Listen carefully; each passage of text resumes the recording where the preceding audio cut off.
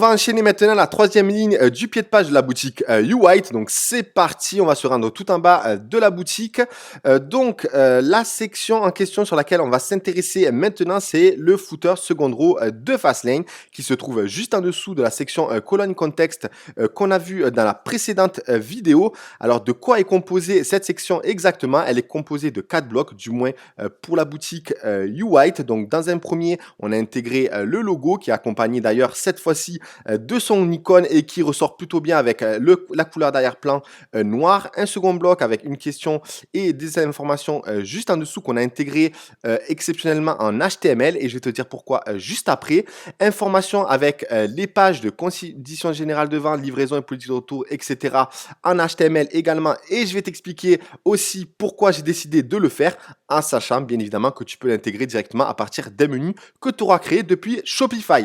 Et enfin, un dernier bloc qui est suivez-nous, donc où le prospect peut intégrer, ou du moins oui, intégrer son mail pour bénéficier par exemple de 10% de réduction en sachant que ce formulaire par défaut n'est pas automatisé. Le mail atterrit directement dans la base de données de clients de ta boutique Shopify. Si jamais tu veux quelque chose d'automatisé, dans ce cas-là, il va falloir intégrer un formulaire HTML par exemple d'une solution comme ActiveCampaign, etc.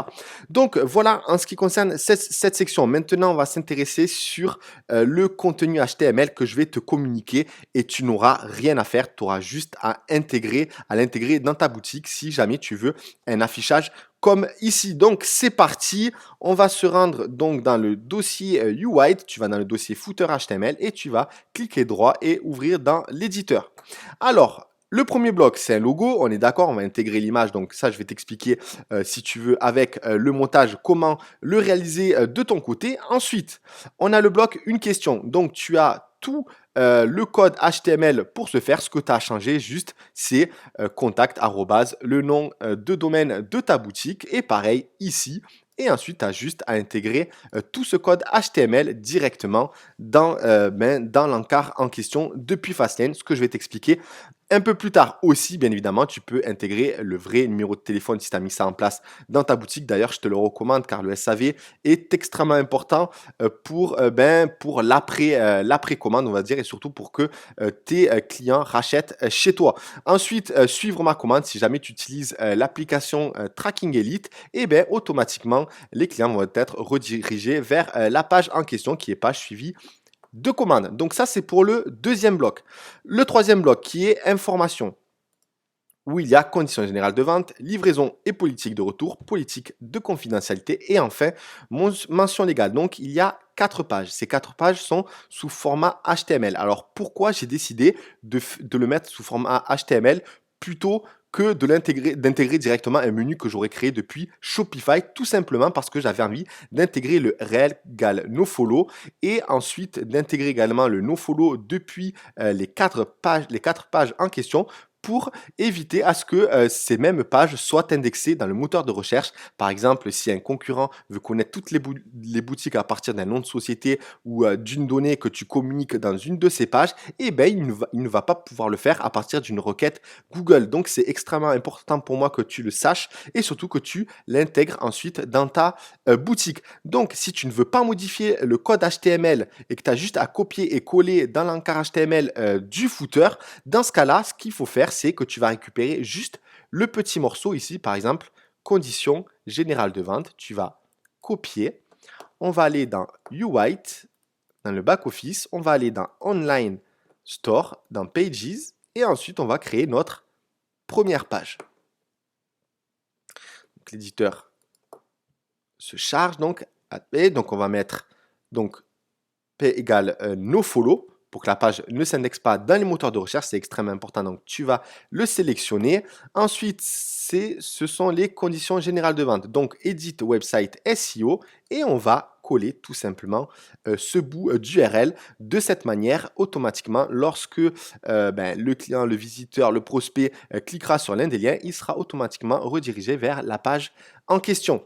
Donc, on met bien ça et ensuite tu peux également utiliser le texte qu'il y a ici pour le copier et le coller.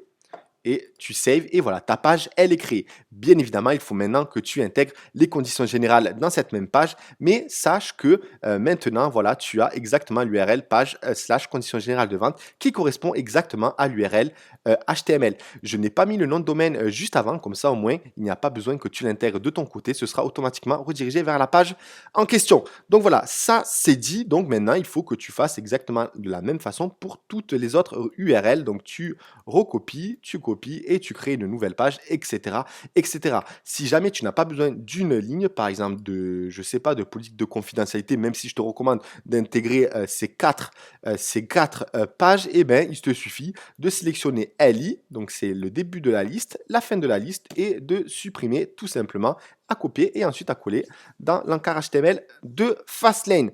Maintenant, où tu peux aller récupérer des conditions générales de vente, une politique de retour, une politique de confidentialité. Shopify met à ta disposition des outils pour ce faire. Donc, il y a 3 pages. Ces 3 URL, je vais te les communiquer dans la description de cette vidéo. Donc, tu as les conditions générales de vente et d'utilisation, tu as le générateur de politique de confidentialité et tu as également le générateur de politique de retour. Bien évidemment, après, tu pourras le modifier selon les produits que tu vends, etc. Mais voilà, ça te fait un modèle que tu peux récupérer. Pour ce faire, il suffit, donc je vais ignorer pour l'instant cette Shopify, tu vas intégrer le nom de ton entreprise, l'email, l'adresse, la ville, le code postal, le pays, etc. Et enfin, tu vas intégrer l'URL de ton site web. Tout ça, toutes ces données, au moment où tu auras cliqué sur recevoir mes conditions générales, tu vas le recevoir dans ton mail comme ceci et tu vas simplement cliquer obtenir votre condition générale de vente et d'utilisation et tu auras toutes les données directement intégrées dans la page en question avec tous les éléments que tu as intégrés dans le formulaire. Donc, fais bien attention d'intégrer tous les éléments qui sont liés à l'entreprise et l'entreprise que tu utilises pour vendre tes produits en ligne. Donc, dès que tu as ce modèle, tu as juste à copier et ensuite à te rendre dans la page et à coller. Quand c'est collé, comme ici, donc conditions générales de vente et d'utilisation, tu peux par exemple couper et l'utiliser à la place comme titre. Le plus important, c'est de garder bien l'URL pour que ça corresponde au code HTML que je t'ai communiqué. Donc ça, il ne faut surtout pas le modifier.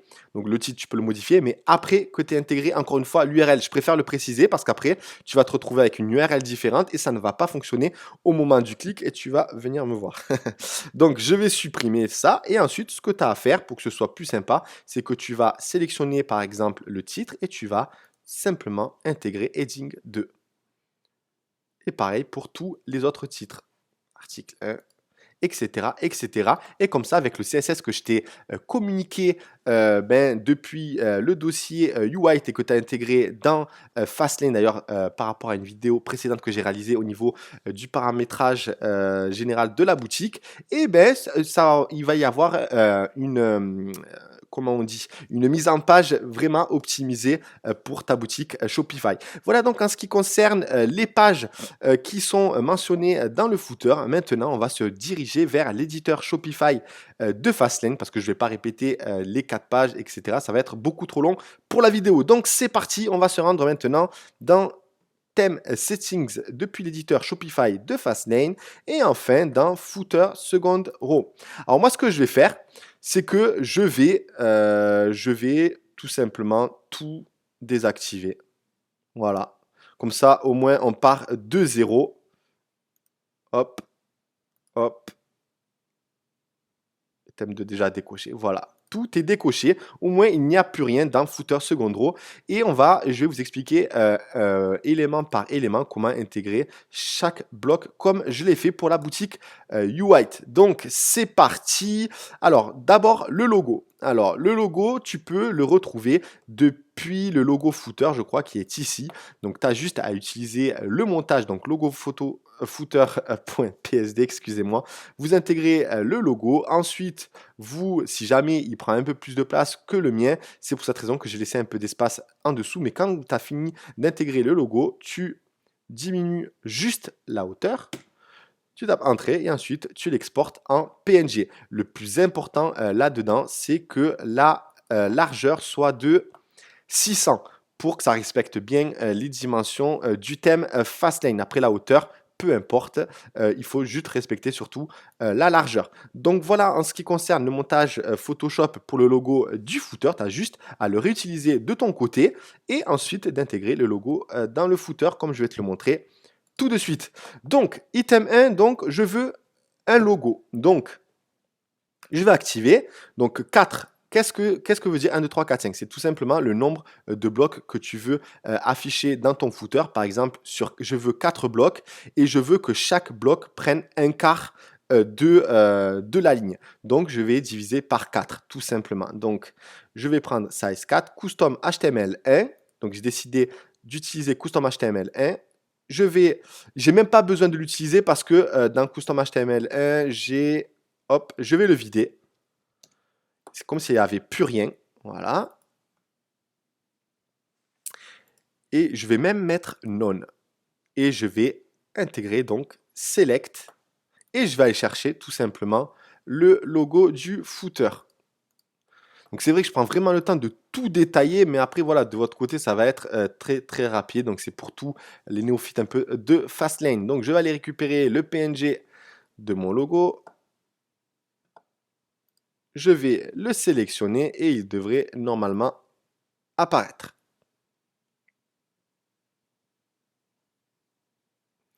Donc, est-ce que le fait que j'ai mis, voilà, il apparaît ici.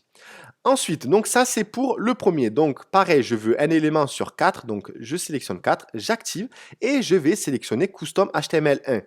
Donc, j'ai juste à recopier les informations encore une fois, copier. Je vais en bas dans Custom HTML1, ici, donc le titre, une question. Voilà, comme je l'ai indiqué ici, et j'ai juste à coller le HTML. Ensuite, je remonte. Donc ça, c'est le deuxième bloc. Maintenant, le troisième bloc. Là, c'est 2, donc ça va prendre normalement 2 sur 4. Mais ce n'est pas ce que je veux. Je veux, encore une fois, un quart, prendre un quart de la place. Donc ce que je vais faire, c'est que je vais activer l'item 3 et je vais sélectionner Custom HTML2. Alors, ce que j'aurais pu faire, c'est créer un menu depuis Online Store, par exemple. Hop, je vais enregistrer. Créer un menu depuis Online Store, donc ici, Add menu, et ensuite aller le chercher, donc par exemple dans menu 1, et dans menu 1, je serai allé chercher tout simplement le menu que j'aurais créé depuis le back-office Shopify. Mais encore une fois, je veux utiliser, comme je te l'expliquais juste avant, le HTML pour intégrer le rel gal nofollow pour ne pas indexer les pages de mention légale, etc. Donc, je sélectionne Custom HTML2 et je vais ensuite dans l'encart en question. Donc, Custom HTML2, j'ai encore une fois juste à recopier donc information. Hop. Et ensuite, le reste du code HTML. Voilà. Ensuite, qu'est-ce qu'il y a à faire? Je vais ensuite maintenant le contact. Donc, ce qu'on va faire, c'est qu'on va aller tout en... Donc, l'item 4. Je vais l'activer et je vais garder le footer newsletter. Excusez-moi. Donc, footer newsletter. Pour le personnaliser, il faut tout simplement ensuite se rendre ici, newsletter. Donc là, je vais rien mettre. Inscription, donc je vais récupérer tout simplement les éléments que j'ai configurés dans uwhite.fr. Donc je récupère, hop, suivez-nous à la place de inscription à la newsletter. Ensuite, inscrivez-vous et obtenez 10% de réduction. Je m'inscris, c'est OK. Et ensuite, je déclare être âgé, etc. de uWhite. Donc, faites attention de bien intégrer, de changer ici le nom de votre boutique ou le nom de votre marque. Et alors, je ne sais pas si je l'ai copié. Hop. Voilà. Et je sélectionne tout, je supprime et je colle le nouveau parce que j'ai intégré le nom de ma marque. Ensuite, là, tout est OK. Ensuite, vous pouvez également intégrer le lien de la page pour la politique de protection des données personnelles. Je n'ai pas créé la page, c'est à vous de votre côté de la créer. Et ensuite, il suffira de l'intégrer ici pour que ce soit relié au lien qui se trouve dans le footer. Ensuite, voilà, donc tout est OK. J'ai mes 4 éléments comme on peut le visualiser dans uWhite. Maintenant, on va personnaliser les couleurs. Donc, je vais laisser le chargement.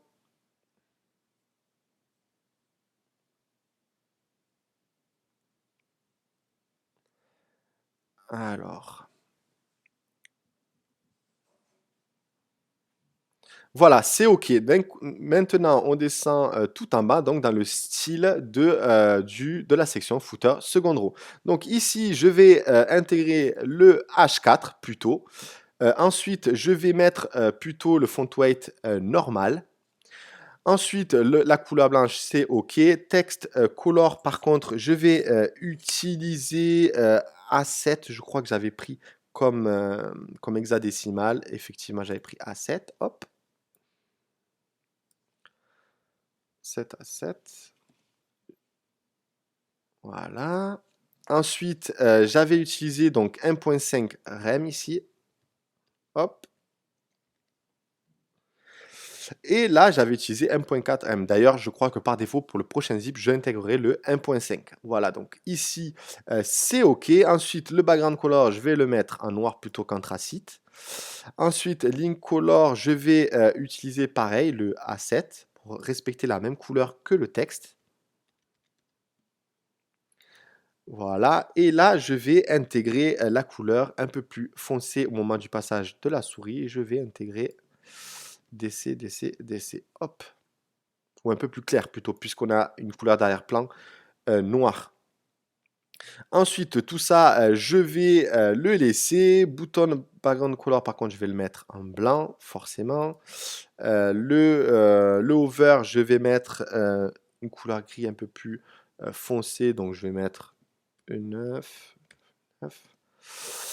Voilà, donc au passage de la souris, hop, le background va changer avec un petit fondu, nickel. Ensuite, bouton texte color, je vais mettre noir.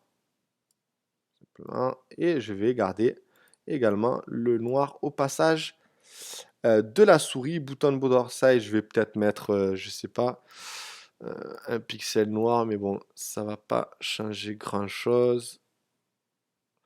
Voilà, je vais donc en ce qui concerne, je n'affiche pas le numéro puisque je l'ai mis directement en HTML. Si vous souhaitez l'ajouter, vous l'intégrez dans le fichier HTML que je vous ai communiqué. Donc là, vraiment pour pas voir l'orange, encore une fois, c'est psychologique. Je vais mettre du blanc puisque c'est une couleur d'arrière-plan noir. Voilà. Voilà, donc là, tout est OK et on retrouve bien tous les éléments qu'on a intégrés dans UWhite. Voilà donc en ce qui concerne cette section, la difficulté vraiment entre guillemets, c'est parce que j'utilise du HTML, mais tu as juste à le copier et à le coller et à récupérer ces bouts d'URL que tu as à coller quand tu crées les pages. Et surtout, n'oublie pas le nofollow au moment où tu crées les pages depuis le back-office de ta boutique Shopify. Voilà donc en ce qui concerne le footer second row, c'était un peu la partie un peu compliquée et encore, c'est entre guillemets, je dis ça avec des pincettes. Et maintenant, on va attaquer le reste du pied de page de la boutique qui est le footer Lastro qui est tout en bas, donc qui est statique, et enfin le footer band. À tout de suite.